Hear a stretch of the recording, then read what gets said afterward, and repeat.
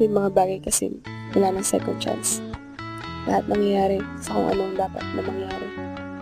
Gawin natin ang lahat dahil yun ang dapat. Dahil lahat ng tao nabibigyan nun.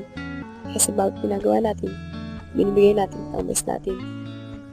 Sa buhay, walang take 2 o take 3. Lahat nangyayari sa kung ano ang dapat. May mga tao kasing hindi nagpapahalaga sa isang chance sa lifetime. Wala lang, go with the flow lang. Buhay ay hindi tulad ng pagkuha ng isang video. Pag nagkamali ka, ay uulitin mo ito.